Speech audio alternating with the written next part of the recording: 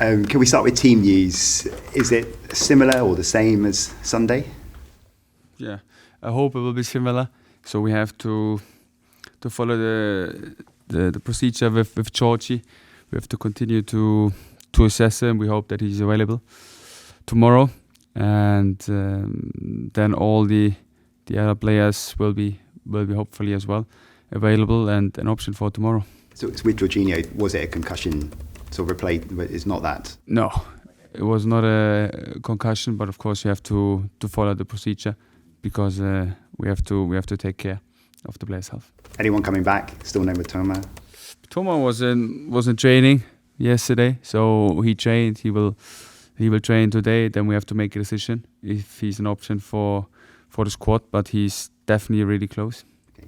Just whilst we're talking about availability, do you have confirmation of when Carlos Baleba will be available for the last time before the Africa Cup of Nations? Is it next weekend against Liverpool? Will that be his last game he'd be available? This might be the last game before the Africa Cup. So the Liverpool game, yeah. Okay, cool. Thanks for that. You often speak about intensity and playing 2 games in 4 days. I know you've played midweek games this season. In the Carabao Cup, there's been a few more changes maybe than there might be in a Premier League match. Do you have to rotate a little bit tomorrow to keep that up? Because, I mean, just in fantastic form with that intensity at the moment. In general, we try to build connections on the pitch. So we try to have the same squad on the pitch if it's possible, because I think it's crucial that you have like or continue building the connections. But on the other side, we also have players who deserve to play because they train well every time they come into the game. They do a good job. I always emphasize the togetherness, and I think these kind of games, when you have 3 games in 1 week, there are good chances to give players also opportunities. They deserve it, because I think it's so important to continue building as well the togetherness. So overall, the most important thing is to win this game, and we have to make the decisions how is the highest percentage to win this game, and therefore we try to choose the right squad. If he plays, it's a very big occasion for Lewis Dunk. His 500th appearance. He made his debut for Brighton 15 and a half years ago now. It's very rare that players stay at one club more or less for their entire career, and he's been through so many highs and lows for Brighton, so he knows about the history of the club when new players are coming in. How important is having a player like him around the club? He's part of the furniture here now, really. Massive. He's such an important player, such an important personality in the training ground, and I said it from day one when I arrived here. He's my skipper. He's my leader, and I think he went through highs, he went through lows. But one thing is so impressive: he always stayed Lewis Dunk. He never changed. He always stick to his principle. He always was there for the club, and I think that's something what is very impressive in the times now and in this football business, where you have a lot of changes and a lot of inconsistency. So overall, we are very pleased how he's playing at the moment, how he's doing, and he deserves that number because he worked hard for that. Yeah, and you've spoken about Danny Welbeck being like a fine wine. By his own admission, Lewis Dunk, he said that maybe he wasn't quite at his best last season. You're kind of seeing him back to his full ability this season, aren't we? You're seeing the best of him now since you've been here. Yeah, at the moment he's playing in unbelievable shape, and he's doing that because he always had to believe in his quality, and he's training hard, he's working hard, and therefore there's no surprise for me that he's in that shape. And on top of that, it's a similar situation like with Danny Welbeck. He and Lewis Dunk, he's so important for us in the locker room. He's so important for us as a leader. So it's not only the fact that he's playing well, it's also the fact that he's a good connector in the locker room that helps me and the club massively. It would seem likely that he'd have the 1-year extension added at the end of this season. Is there potential that he could maybe have a longer term deal? It seems like he wants to be here beyond his career as well.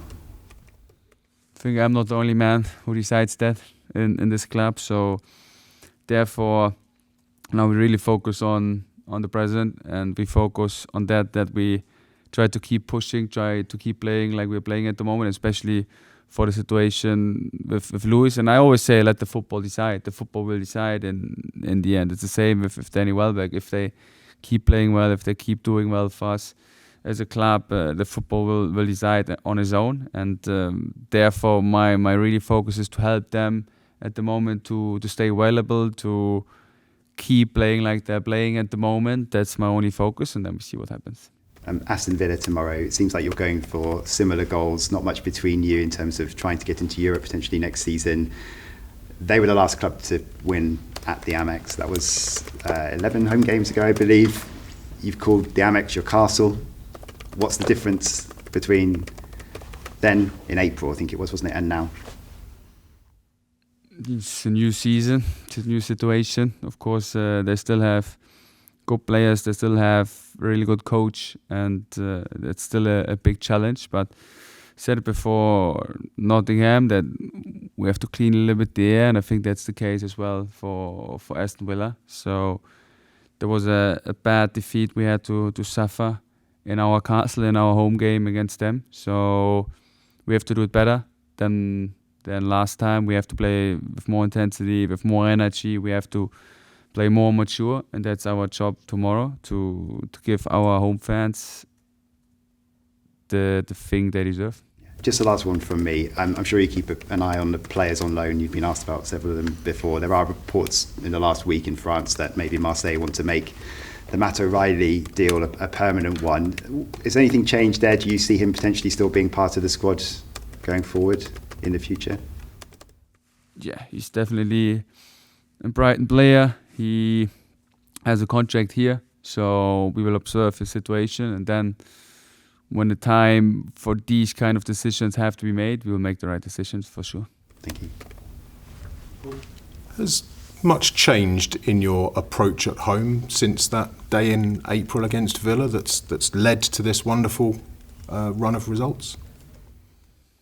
No, I think in general we stick to our approach, we stick to our principles, we don't change a lot regarding this. I think the most important is like, how is your mindset stepping into games like this? How is the attitude? How is the energy level? How is the intensity? I think these kind of things are much more important against teams like Aston Villa, because they are a good football team. They try to build up from the back. They have individual quality. So these kind of games, you need to sacrifice or not. You need to understand in some moments we really have to stick together. We have to defend as a team. We have to run a lot. And if you do these things right, then you have a big chance to win these kind of games. And I think that's something what we have to do. And the other thing is, I hope and I think that the players, they're getting more and more mature.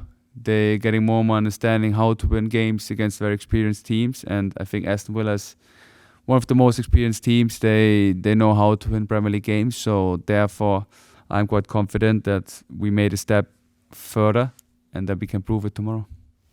Unai Emery has a great record. He's won loads of trophies. I think his reputation in England is a little bit scarred by his time at Arsenal. But how highly do you rate him and what he's done in his career?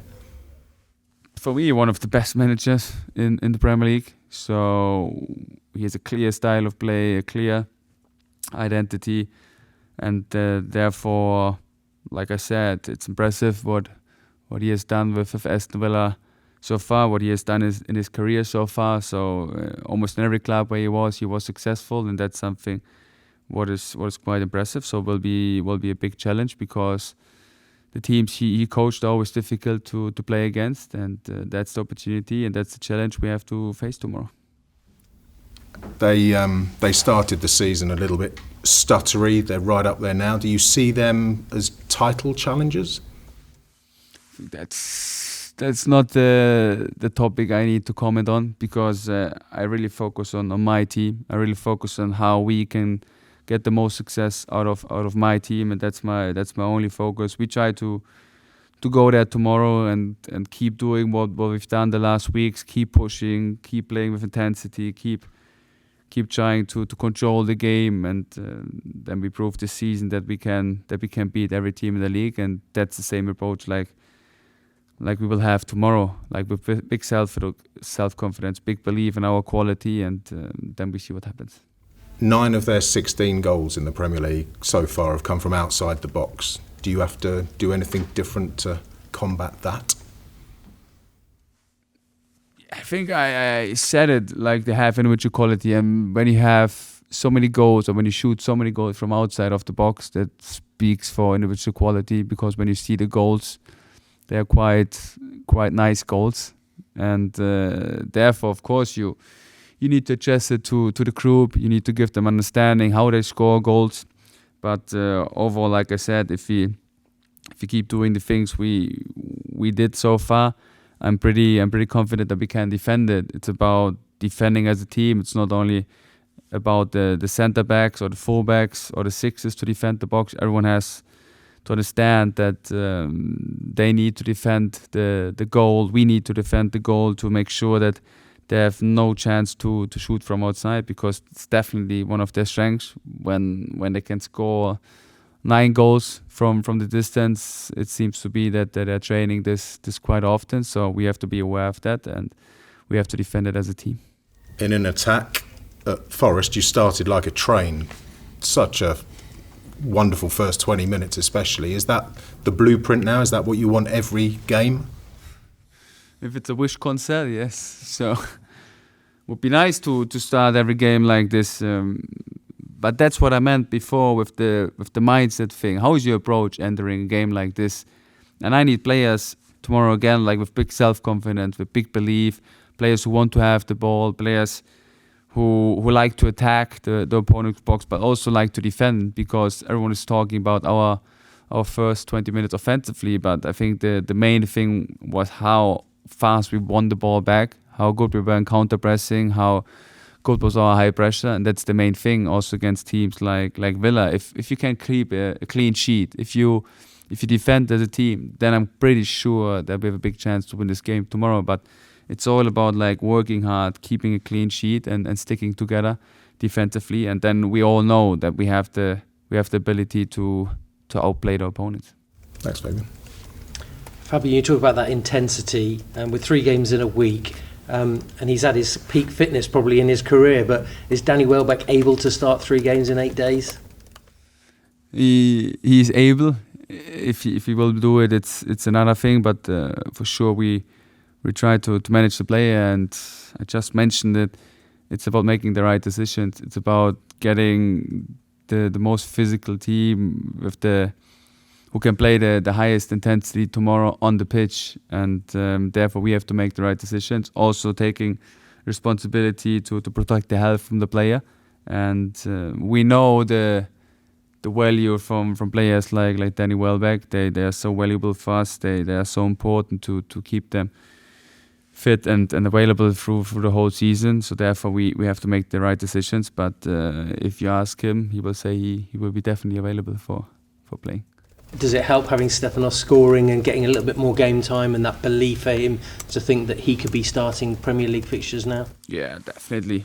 I said it after the game. It's about getting and improving his self-confidence, and I think goals always help for strikers, and this goal should give him a boost, because I think he's working hard. He's a great personality. He's adapting quickly to demands of the Premier League, and he proved against Nottingham what he's capable of doing, and I'm sure that he's desperate to play. So let's see how we handle it tomorrow. And in terms of Jack Hinchwood, how important is it to have him back available? You've got Carlos Baliba on 4 yellow cards, Mats Weaver's on 4 yellow cards. Is it a case of not worrying about that and just thinking play the team, because it might come at some point that they might get suspended? Yeah, I think it's very important to just play the team where you think they are ready to play this game. It's not about like trying to save them of getting a ban. It's more about saving them of getting injury. I think that's our responsibility. But if they have like 4 yellows, there will be times where we have to find solutions for that. But now it's about winning the game, and that's the only focus tomorrow. And just on Lewis Dunk, it's so rare that a player stays at one club throughout their whole career. Do you think that will happen again in the future, that players will stay? Just the whole football has changed obviously a lot over the last 10, 15 years. I hope, but I can't promise it. So I think one word is being loyal to a club, and it's not only like for players, it's also for coaches. But of course, there are both sides. On one side, there's the player or the coach, and the other side there's the club. And I think it's always like needs to be a trustful relationship. On the one side, the players they need to perform, the coaches need to perform, the staff members need to perform. On the other side, the club needs to give them a trust, a belief in their quality, and also in bad times to be there for their employees. And I think it's always like an exchange between trust and demand between these two parties. And that's why I think it's getting more rare, because time is not the thing you can ask in football, and being loyal is also not that consistent word in football. So these are two things that are getting more and more rare. But definitely, if there's a club who understands like the value from a player, if the player understands what he needs to do to perform for the club, what responsibility he has, then I'm quite confident that in the future there will be same examples. Although I think that it's not, or that it won't happen that often anymore. Will you commemorate it before or after with the players? I know John McGinn, who plays for Aston Villa, made 300 and they did a big tifo for him. Do you know if there's anything planned, or will you do anything as a group? Let's see. So if I would say everything, like, I'm not sure if Lewis listens to the press conference, so I have to be a little bit like saying that I don't know anything, but let's see what happens. And I'm sure, and that's something what the club is standing for, that the club always really takes care of the players. The media department with Paul, they always have like nice things, nice surprises for the players, also for the coaches and for the staff. So I think that the club takes care of these kind of things.